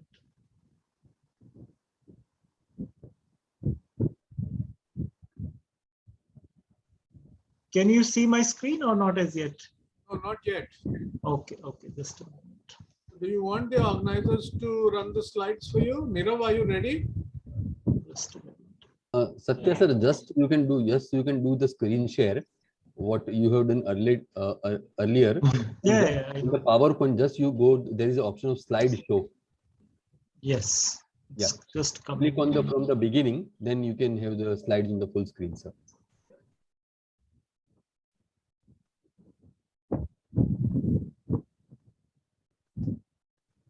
Why it's not coming?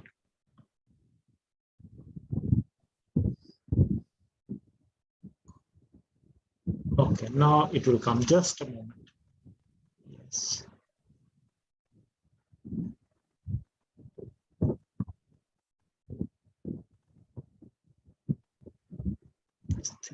Sir, you can see on the top there is a animation and option are there. Slideshow option is there at the top of the PowerPoint. Hello, Dr. Satya. Yeah. On the top of that, you can see on the top insert design transition. There is a slideshow option. Okay. Come to the slideshow option. This one. Design. This one, slideshow. Slideshow. Yeah. Okay. Yeah, and click on that beginning from beginning here. Beginning. Yeah. Great. Yes. Thank you. Yeah, This thing is coming on my screen. All this Zoom thing. Okay. So sorry for the delay. So coming to childhood cancer, as you all know, like there are about 140 cases per million is the incidence of childhood cancer. And it is almost like 1/10 of what you see in adult cancer. So childhood cancer is far less common as compared to adults. And in most hospitals, adult cancers are the main problem what we face. But in childhood cancer, the commonest cancers are leukemia, brain tumors, and lymphomas. And all three of them, they need a lot of hospital admissions and hospital care. So these are the most frequently admitted patients in the wards in pediatric oncology. And coming to the survival rates of childhood cancer, as Dr. Hemant has highlighted, that non-Hodgkin's lymphoma, the survival rates are going in 80% or mid-80s in the Western world. And even in India, most centers are ranging between 70 to 75% for most of the non-Hodgkin lymphomas. So it's a highly curable disease, and cure rates are going up and up every passing decade with good multi-speciality, multi-modality treatment available, and newer immunotherapy and cell therapies coming up. Those are likely to take the survival rates further up. So the main challenge in pediatric oncology is first that these children should be diagnosed and they should have treatment. They should reach a treatment center. And delayed diagnosis and delayed referral is one of the major barriers in improving the outcome of children with cancer. And lymphoma is no exception, that many children are either never diagnosed or they never reach a medical oncology or pediatric oncologist setup for treatment. And there are various reasons for that, we all know, and we are trying to overcome them with good training programs in medical oncology, pediatric oncology, and the improvement in the lab. But this is all restricted to big cities or metros, yet it's yet to percolate to the smaller cities or the peripheral states other than the big states of Delhi, Chennai, and Kolkata. And these cities are the main hubs of medical oncology, Bangalore. So there are just about 10 cities where most of the services are available. Rest of the country is still struggling to provide standard of care or good care for these patients and diagnostic facilities to diagnose these diseases. So before I say about lymphomas, I always would put a simple word for all the trainees who are listening to me, that whenever you have a swelling in the neck or anywhere and you think it's a lymphoma and you want to do a biopsy, before you do a biopsy, you just order a simple complete blood count and look at the peripheral smear. That's the basic thing you should do. And many a times the diagnosis would be in your hand. You may see lymphoblast in the peripheral smear. Lymphoblastic lymphoma is one of the common types of non-Hodgkin's lymphoma seen in children. And it behaves like leukemia. It is treated like leukemia. Only thing is, as long as more marrow is not involved, it is a lymphoma. Once the marrow is involved and the blast percentage is more than 25%, then it's called leukemia. So T-cell leukemia or lymphoma is a common entity we see. And before you go into mediastinal biopsy and other things, you should just order a simple peripheral smear, and that may give you an answer, a diagnosis. So this is a case which is a typical oncological emergency, which all of us have seen, and that's, I would like to re-emphasize that the most important oncological emergency is a mediastinal mass of a lymphoma. So like this 14-year-old boy who presents with 1 week of fever, bone pains, headache, tiredness, and pallor, and has trouble of breathing difficulty. He can't lie down straight in the bed. He feels very uncomfortable. Something is pressing on his chest. He has subconjunctival hemorrhages, multiple petechiae, and there are lymph nodes in the neck, in the axilla, hepatosplenomegaly, facial plethora is there, and fullness in the neck. And CBC, if you see high white cell count, PLC of 252,000 and 98% blast in the peripheral smear, hemoglobin of 7 and platelet of 2,000. And this is hyperleukocytosis that is causing all the problems. And if you look at, this is a normal chest X-ray, what you expect. And this is what this child had. You look at this X-ray, the mediastinum is expanded. And there are lymph nodes, big lymph nodes in his mediastinum because of T-cell leukemia. And in the beginning, it might have been just a T-cell lymphoma, but now because marrow is involved and there are blasts, so we can call it T-cell leukemia. But it can just present as lymphoma to you. You may not have blast in the peripheral smear and the child might be breathless and might present to you. And this is the mediastinal X-ray. You will see that huge mediastinal widening. And these nodes, they compress the trachea and you have difficulty in breathing. So one another tip I want to give to all the young trainees is that whenever you have a mediastinal mass on the X-ray and you are thinking of doing a bone marrow or a lumbar puncture or a CT scan for the child or an MRI, you don't give sedation, please. Because if you sedate that child, he will have respiratory arrest and you will not be able to intubate the child because the compression is far lower down. These lymph nodes are pressing on the trachea and you will not be able to negotiate the endotracheal tube when you're trying to put, and the child would die on the table. So always avoid any sedation for a child who has a mediastinal mass. If you want to do something, do it without sedation, okay? And as far as try to do a least invasive test to diagnose.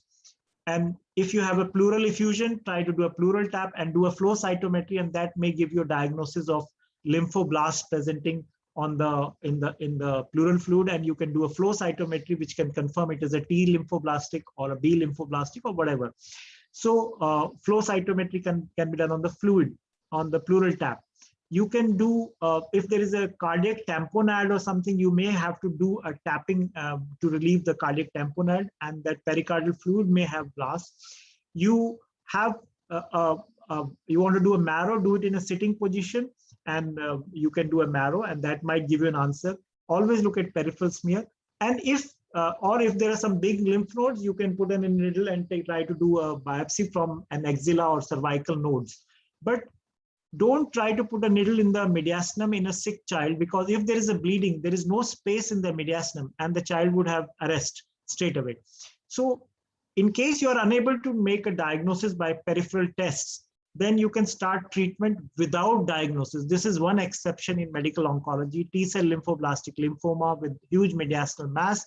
You can start steroids, and once the mass is smaller and the child is more comfortable, then you can attempt to make a diagnosis or do a biopsy or other things. So I have spent quite a number of minutes on this because this is something, if you can negotiate the first 1 week and the mediastinal mass shrinks, the child is more stable and most of these children can be saved. But otherwise they die in the first few days or during the transit from one hospital to another hospital. So this is one of the differentials. The other things are, they could be thymoma, thyroid cancer, teratoma, tuberculosis, Hodgkin's lymphoma, the other differentials are there. So very small babies, infants can have a thymus, which can look like a mass. So always in a 1-year-old, if you see something like this, a wavy sign is there, this is a normal thymus. This is not a mediastinal mass. So this, you should know that in very small babies, not everything in the mediastinum, a widened mediastinum is not a lymphoma. So whenever you see it's an oncological emergency, you have to refer quickly and try to check the electrolytes, try to look for tumor lysis. And once he reaches an oncology center, then steroids can be started, because once you start steroid, tumor lysis will happen and renal shutdown can happen. So don't try to give steroids in the periphery. First refer the patient to the medical facility. So lymphomas, as we know, they can be in various places, in the neck, in the abdomen, in the chest, all the places.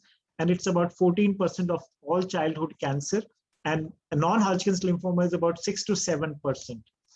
There are two broad types, Hodgkin's and non-Hodgkin's. And in children, like 50% are Hodgkin's and 50% are non-Hodgkin's. Whereas in adults, mostly 90% are non-Hodgkin's lymphoma.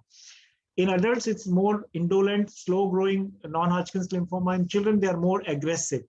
So leukemia and lymphoma, how do you differentiate? So as I told you, one is the percentage of blast in the marrow. If it's more than 25%, then it's a lymphoblastic leukemia. But if it's less than that, and still you have lymph nodes and on biopsy, it's a lymphoma. So you can call it a lymphoma and do the staging for that. So typical presentations are lymph nodes in the neck, chest. There can be superior mediastinal syndrome, as I've just highlighted. Intersusception and intestinal obstruction is another presentation of pediatric lymphoma. So you may have a Burkitt's lymphoma. In Africa, the typical Burkitt's presents with a jaw mass, but in non-African countries, it can present it as an abdominal mass. So jaw mass is rarely seen in India in Burkitt's. It's mostly abdominal mass. And it can be an ileocecal region mass causing an intersusception, and child actually landing up with a pediatric surgeon and them doing a emergency surgery and removing part of the gut, relieving the obstruction. And then the histopath comes that it's a Burkitt's lymphoma, and sometimes a lymphoblastic lymphoma can also present with obstruction. So abdominal presentation as an emergency can be there. Pyrexia of unknown origin, fever can be another presentation, especially of anaplastic large cell lymphoma can present with high fevers, bone pain, and etc. Pleural effusions are common in T lymphoblastic lymphoma, and ascites can also happen both in Burkitt's and in other lymphomas. So mostly the lymph nodes are painless in lymphoma. Splenohepatomegaly, we should look for that. B symptoms, we should look. And rapidly expanding. Burkitt's, the doubling time is 24 hours.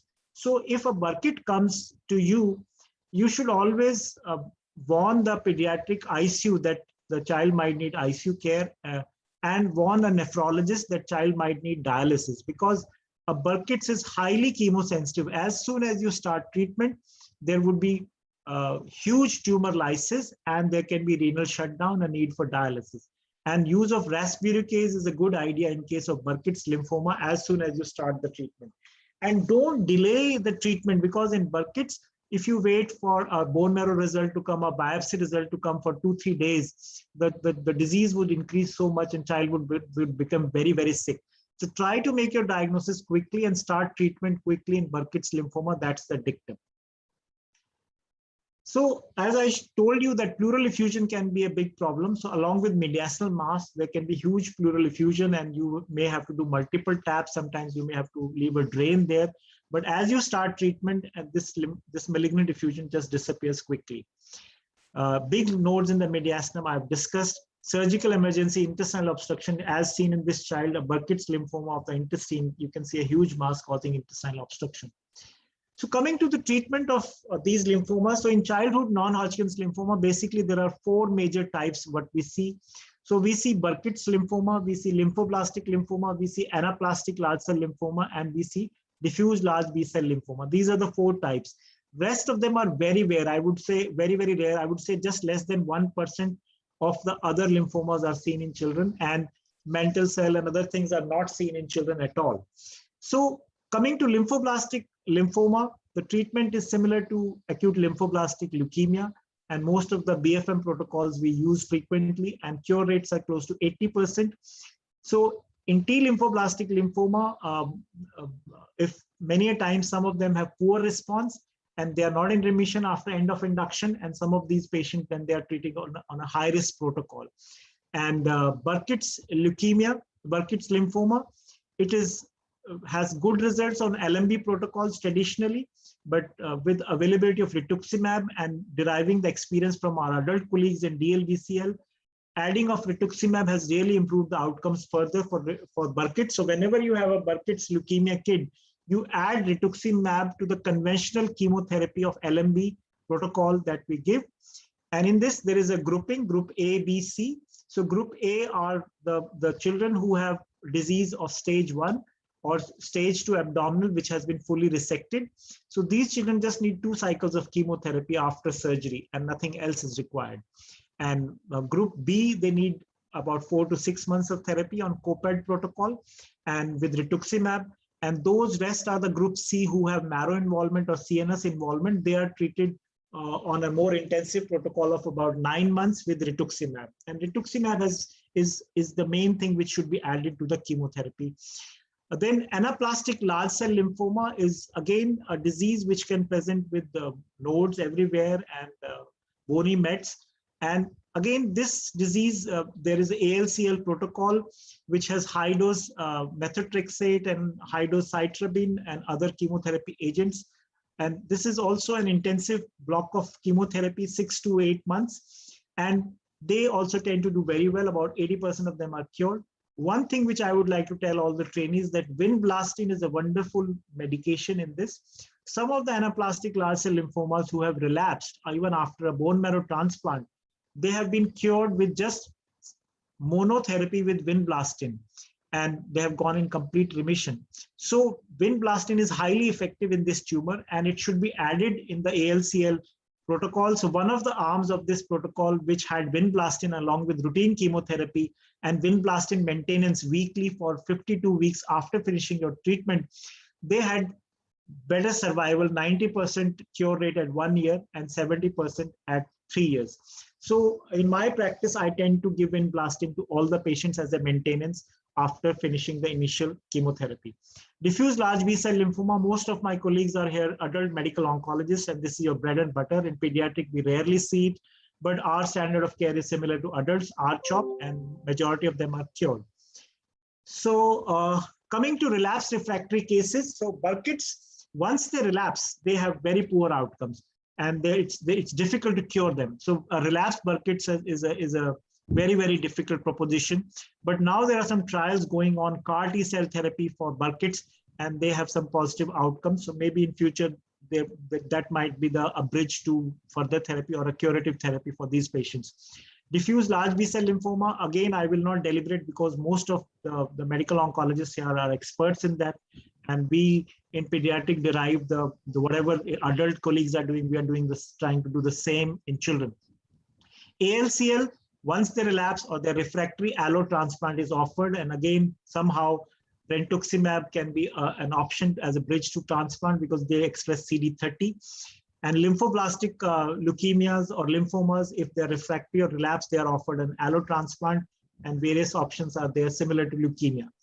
So anything new or better for lymphomas? So yes, as we know in adult lymphomas, now CAR T-cell therapy has come, and CD19 targeted CAR T-cell therapy is something which might be useful in refractory lymphomas, B-cell lymphomas in childhood as well.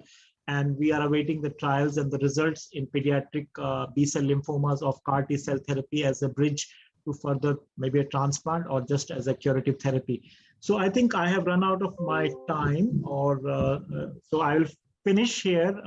I'm happy to take questions. Thank you.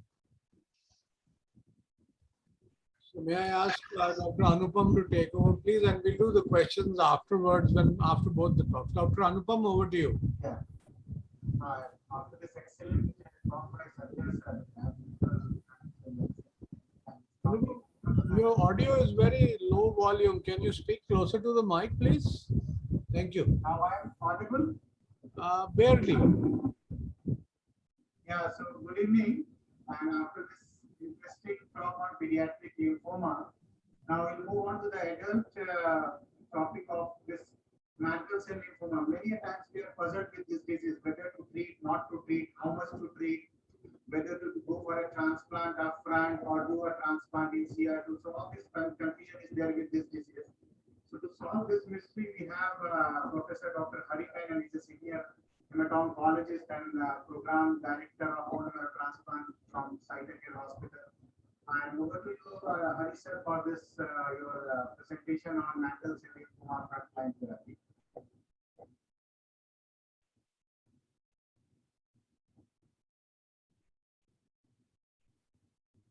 Yeah. So is my screen visible? Yes, sir. Yes, sir. Put it full screen, sir. Yeah. Thank you. Thank you, Anupam, and thank you, Hemant sir.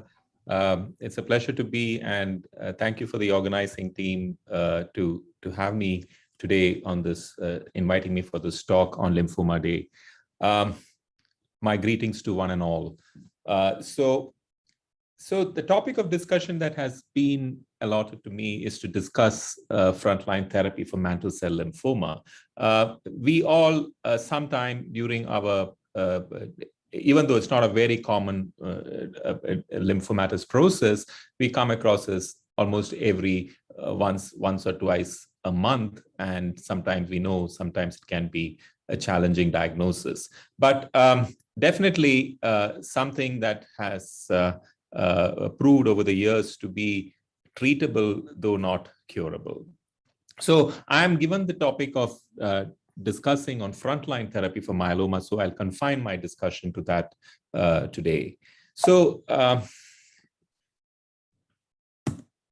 can I? It's not okay. So when we look at the epidemiology of, so I think. So the talk would encompass what the understanding of mantle cell lymphoma, the well-understood prognostic parameters, and what is the role of chemotherapy and novel agents in the treatment algorithm. And I would also try to touch, to review the evidence from molecular profiling that differentiate high and low risk disease, and also the future of treatment for mantle cell lymphoma, whether developing treatment approaches that adapt to individual patients is actually going to work. So we know that it constitutes about 7% of all adult patients with lymphomas worldwide. And this is from the database, from the SEER database. And we also know that the mantle cell lymphoma has got certain special characteristics. It is a malignant transformation of the B cells in the outer edge of the lymphoid follicles. And it is characterized by the genetic hallmark of the translocation 1114. And also, as I said, 6% of all non-Hodgkin's lymphoma, and it is predominantly a disease of the 5th to 6th decade. And it typically presents with an advanced stage, B symptoms in less than 50% of the patients. There is a small subgroup of patients who behave very much like a chronic lymphatic leukemia. And generally, they present with lymphadenopathy in 70 to 90% of the patients. And even though CNS involvement is rare, it is seen more commonly in the variant of the blastoid variety of mantle cell lymphoma. So when we look at what is the epidemiology of mantle cell lymphoma in India, we know that NHL in India and in men and women is about 2.9 per 100,000 and 1.5 respectively. And there are about 28,000 odd cases of NHL in India, constituting about 2.7% with cumulative risk of about 0.23 and a mortality of about 3.29%. And when you look at mantle cell lymphoma, it constitutes roughly around 5.6% in the Indian population. And this is based on a retrospective analysis from by Naresh way back in 2000. So I just will try to address the case of frontline therapy by a case study where we look at a 58-year-old retired professor of psychology who presented in August 2017 with painless and gradually progressing lymph nodal swellings in the nape of the neck. And this was subsequently noticed swellings involving her elbow. And also there was, this was predated by hyperpigmentation of the skin with extensive, with the symptoms of pruritus that happen. And subsequently, the patient also noticed bulky right inguinal lymph nodes. And she had some degree of breathlessness, especially when lying down. And basically, when she came to us, she had extensive generalized lymph node enlargement. And there was also a gross renal derangement. This was coupled with the fact that she was diabetic. But her creatinine was 4.6, and we did realize that she did have some degree of hydronephrosis because of her retroperitoneal lymph node enlargement. And the review of histology demonstrated NHL with CDK1 positivity and with a Ki67 of 20 to 25%, and her LDH was marginally elevated. And this was her PET scan, and you'll appreciate the extensive bulky lymph nodes, both supra and infradiaphragmatic disease, including some amount of lung parenchymal involvement. The bone marrow evaluation was done, which was normal, and there was no involvement, strangely, and her calculated MIPI score was 9.2, which is considered high. But we thought of doing some more molecular testing, but could not do it, which was the SOX11 and the cytogenetics by FISH, especially the TP53 mutation, was not done. So understanding what we know about mantle cell lymphoma is important over here. And with the background of this patient, the well-understood prognostic markers, of course, are the MIPI calculation, which is based on 4 prognostic markers, with points being given with low score being 0 to 3, intermediate 4 to 5, and high as 6 to 11. And these include the age, the ECOG performance status, the LDH level, and the WBC count. And clearly, the MIPI score does demonstrate a clear splaying of the graphs, with low risk MIPI score having a better outcome in terms for any specific treatment that is being given to the patient as against the high risk MIPI score. Similarly, one of the things that has stood the test of time is the impact of the Ki67 as a prognostic marker in mantle cell lymphoma. And this includes, and the proliferation index measured by a percentage of Ki67 positive cells is of immense diagnostic. And if you have less than 10 versus greater than 10 and greater than 30, you have a distinct difference in outcomes for such patients to a common regimen, which is either CHOP or R-CHOP regimen. And this was demonstrated way back in 2008 in the seminal paper. So what do we have? What do we have in terms of the current treatment landscapes for mantle cell lymphoma? And in frontline setting, we do have the standard chemoimmunotherapy, which is either using R-CHOP or alternating it with R-CHOP with the DHAP regimen, or just using the DHAP regimen alone. Or if you were to follow the Nordic protocol, wherein you have a maxi-CHOP with rituximab plus high-dose cytarabine, and the other regimen popularized from the M. Addison group, which is the R-hyper-CVAD. And following this, there is a strategy for maintenance following a high-dose chemotherapy and stem cell transplant, followed by rituximab maintenance. And we will discuss this in the subsequent slides. There's also the option of giving a less aggressive therapy for those patients who are not having such a great ECOG performance status. And these include bendamustine rituximab or the VR-CAP regimen, which is bortezomib CAP, R-CHOP, or lenalidomide plus rituximab. And this is also, there is a role for maintenance therapy after rituximab plus CHOP, but certainly as of now, there is no recommendation for maintenance after BR, which again we will discuss. So the choice of treatment were discussed with this patient, and given her older age group, her renal involvement, and poor general performance status, it was considered that she should be a candidate for bendamustine plus rituximab, and she was planned for 6 cycles. And this was, as I said, based on the lower Ki-67 that she had. And also, the patient was not keen for a planned high-dose chemotherapy and autologous stem cell transplant, and she went in for the standard chemoimmunotherapy. But also that could have been offered if the patient's general condition was good, was for a younger patient would have been standard intensive chemotherapy followed by autologous stem cell transplant, and following it up with maintenance rituximab. And again, I will discuss this subsequently. So basically, the goal is to attain a deep responses, and if possible, whether we could achieve a status of measurable residual disease negative status, which will again translate into better outcomes. So the basis for you choosing bendamustine rituximab came from the BRIGHT study and the 5-year follow-up from the BRIGHT study, looking at patients who above the age of 18 who either received bendamustine or CHOP versus bendamustine or RCVP. And this was a 5-year follow-up. And when we looked at the BRIGHT 5-year follow-up for all indolent lymphomas, there was certainly a benefit in terms of the 5-year progression-free survival, which favored the bendamustine group, which was 65%, almost 10% different as against the R-CHOP and RCVP. And when we looked at the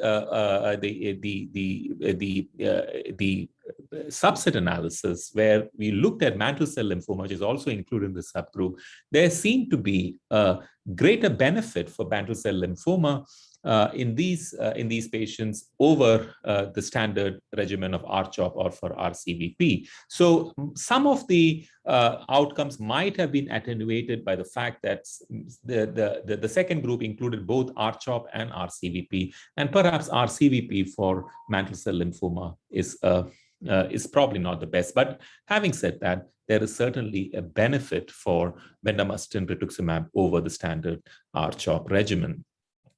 So the 5-year progression-free survival was close to 40% versus only 14% favoring the mantle cell, favoring the bendamustine rituximab regimen.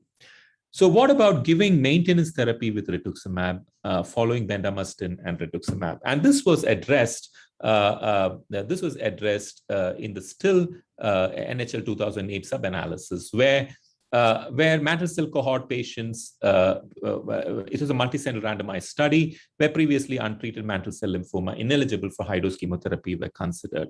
But in this study, after a median follow-up of 58 months, there was no significant improvement in survival outcomes, whether the patient received maintenance rituximab in the backbone of a bendamustine rituximab induction therapy.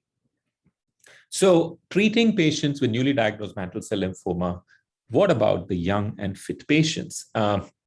So we do understand that intensive chemotherapy matters over here, and whether there is a role for consolidative high-dose chemotherapy and autologous stem cell transplant, and which is over a period of time proven strategy for young fit patients with newly diagnosed mantle cell lymphoma. So when we look at the mantle cell lymphoma younger patient, the use of alternating R-CHOP with RDHAP, followed by high-dose cytarabine and an autologous stem cell transplant in younger patient. When you look at the median follow-up of 6.1 years, there was definitely a significantly improved outcome favoring the R-CHOP, RDHAP arm, alternating R-CHOP, RDHAP arm as against the R-CHOP alone. So almost doubling of the progression-free survival, and also when we added post-transplant to this, there was significantly a better outcome in these patients. So the Nordic group were the first group to actually look at the role of autologous stem cell transplant. The role of autologous transplant, the role of autologous transplant in patients plus autologous stem cell transplant. So the mantle cell lymphoma 2 demonstrated at the follow-up of 11.4 years, half of the patients were still alive and 40% continued to be in remission who were actually achieved complete remission the first time around. So the late relapses observed were very few, and also of the 159 patients analyzed post autologous stem cell transplant, the overall survival, the progression survival observed in these achieving CR and CRU with induction therapy was significantly favoring the autologous group. So, a similar data was also demonstrated by the MD Anderson group, again published, and there was a median overall survival lesser than the age of 65. Of MDS and AML in these patients was as high as 6.2%, but certainly a benefit for intensive chemotherapy in mantle cell lymphoma and using the hyper-CVAD, favoring the hyper-CVAD and RMA regimen too. So, in a nutshell, the outcomes of autologous stem cell transplant in first remission, in a younger patient, there was a significantly prolongation of the progression-free survival and duration of response with autologous stem cell transplant. The progression-free survival is almost double, or it was more than double of 39 versus 17 months, and the median duration of response was 3.7 years versus 1.6 years. And the benefits were more pronounced for those patients who were achieving a CR. But overall survival, progression-free survival benefits were also reported for patients after achieving PR in a large multicentric retrospective analysis. However, in older patients, favorable outcomes with autologous stem cell transplant were seen again, provided they were eligible to go in for an autologous stem cell transplant. So definitely ASCT has got a benefit in these patients. So what about the role of maintenance rituximab post-transplant? This was again explored in the LYMA study, which looked at observation versus giving rituximab maintenance in these patients. And at a median event-free survival, progression-free survival was not reached in both arms.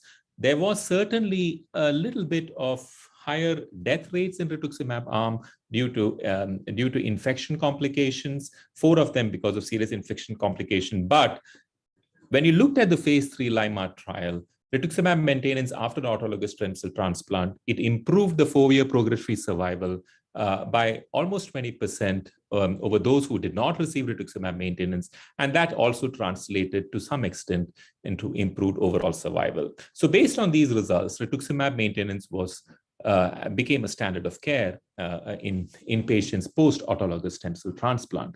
So coming back to our patient, she received chemoimmunotherapy with BR. Her renal functions improved. She had clinical resolution of her symptoms, and post 6 cycles, the PET revealed a complete metabolic response. So the patient was on follow-up, and then she presented 2 years hence almost 18 months post completion of therapy with a few groin nodes, which was clinically increasing in size, and the biopsy was consistent with a relapse. And this was the PET scan, which showed a few, not as bulky as the way it was presented, but certainly the emergence of retroperitoneal and deep inguinal lymph nodes. So can we improve outcomes in patients following first-line therapy? What about giving additional therapy or either following post-autologous stem cell transplant or post-chemoimmunotherapy? So the role of maintenance rituximab post-transplant for newly diagnosed mantle cell lymphoma. And again, this was the Lima study. I will not repeat this. I think it was repetition which is came. But the CALGB study also explored. It was a phase 2 study which looked at the tolerability and efficacy of bortezomib consolidation after cytarabine-based induction therapy, and the 5-year progression-free survival is 70% for bortezomib maintenance therapy versus 69%. Not too much, but when you looked at an intent to treat analysis compared with a non-randomized control from the CALGB 59909 study, there was a benefit in terms of significantly improved progression-free survival.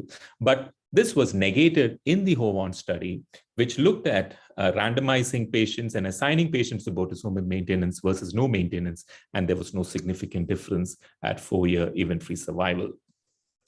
Now, what is being looked in is whether you can add a BTK inhibitor, and these studies are going on, which is a phase 3 trial of BTK inhibitor plus bendamustine rituximab, which is a SHINE study, and also the ACE LY308, which is looking at acalabrutinib in combination with bendamustine rituximab. And the study is still accruing, and we are looking at what that may contribute to the outcome. The addition of BTK inhibitor to the standard backbone of bendamustine rituximab will add to the benefit in these patients.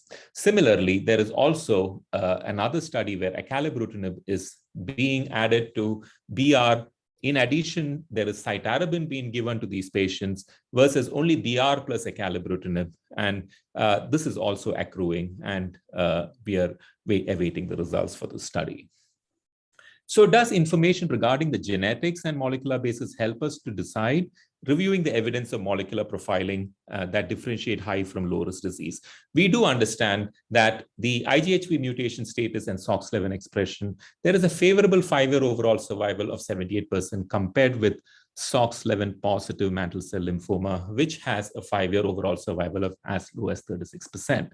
Now, there are also drivers such as ATM, cyclin D1, and TP53 with genes that encode the anti-apoptotic protein, the BERK3 and the TLR2, and also the chromatin modifiers, which is the WHC1 and the MLL2 and the MEF2B, which actually shows differential expression of Notch1 and Notch2 mutations, which are found to be associated mainly with the blastoid type of mantle cell lymphoma. Similarly, the TP53 mutation has been significantly associated with Notch1 mutation, and their presence at the time of diagnosis probably attenuates the effect of chemoimmunotherapy in such patients, with these patients having an inferior outcome. But currently, there is no recommendation for assessing the TP53 mutation for deciding whether you are going to give chemoimmunotherapy for such patients or no. But maybe if we follow the CLL data, perhaps down the line, maybe BTK inhibitors may come more into the fray for such patients. Similarly, the 17p53 and the CDK2 and alterations in genomic complexity, the biomarkers, are representative of high-risk disease. And there is also the evolution of epigenetic mechanism in mantle cell lymphoma and the exploration of using hypomethylating agents in these patients to see whether that's going to impact the outcomes in such patients. So in a first-line setting, what about the molecular profiling? If you have a blastoid with a T53 mutation, which again puts it at a high-risk disease, you look at mainly giving dose-intensified chemoimmunotherapy plus minus a biological agent. And that is true even for high and intermediate risk. But if you have a SOX11 negative patient who has no adverse mutations and is a low risk, then conventional chemotherapy with standard chemoimmunotherapy may suffice in such patients. And sometimes, as I mentioned earlier, in about 5% of the patients where they behave like chronic lymphatic leukemia, you may even choose to keep it under observation. So there is also the role of measurable residual disease, which I will discuss briefly in my subsequent slide, for determining whether those patients will go in for an autologous stem cell transplant or not. And also whether there is a role for rituximab maintenance when in standard chemoimmunotherapy, though it may not be in patients who have backbone. Maybe request you to kind of conclude. Yes. It's like, so lymphoid malignancies, there is distinctly of MRD negative status, interface survival and overall survival. The timing of the measurable residual disease, whether you have MRD negative at the end of induction or at the end of consolidation, graphs that clearly. And coming back, patient did relapse after this. And so we started, she had a relapse again after 6 months, and she was on some salvage chemotherapy, but could not make through with the chemotherapy and succumbed due to myocarditis and febrile neutropenia. So mantle cell lymphoma remains a clinical challenge because it's heterogeneous. Mantle cell lymphoma's poor performance status, a stem cell transplant, a differential over therapeutic goal is to deliver effective therapy to induce a remission, are likely to relapse and possibility. Molecular studies may be useful in determining what kind of therapy we may have to use, but that is not for real time just now. And the utility of chemoimmunotherapy is definitive in mantle cell lymphoma, but chemo-free therapy may emerge probably in the next few years, the BTK inhibitors or inclusion of BTK inhibitors in frontline setting. Thank you. Thank you. Thank you very much, Dr. Hari. One overview of the mantle cell lymphoma. We have about 5 or 8 minutes before our time elapses. Are there any questions to Dr. Satyaprakash or Dr. Hari Menon? Any questions from anybody to the two wonderful speakers? So, Dr. Satya, can I ask you a question just about the ball roll? Yes, sir. Is there any role of immunotherapy lymphomas? That's absolutely a wonderful question. So far as for using immunotherapy or checkpoint children, so in Hodgkin's lymphoma, you can use it in a relapse refractory. But for other lymphomas like non-Hodgkin's lymphoma, it is yet to be approved. Don't have much published data and who sponsored this meeting. Thank you so much once again. Take care, stay safe, and thank Rajesh and his excellent team for actually propagating this meeting, getting the message across to about 250 registrations from India and 106 from across the world. Rest of the world. So thanks, Rajesh. We continue to collaborate and then come back next year with a more elaborate program. Till then, goodbye, take care, and stay safe.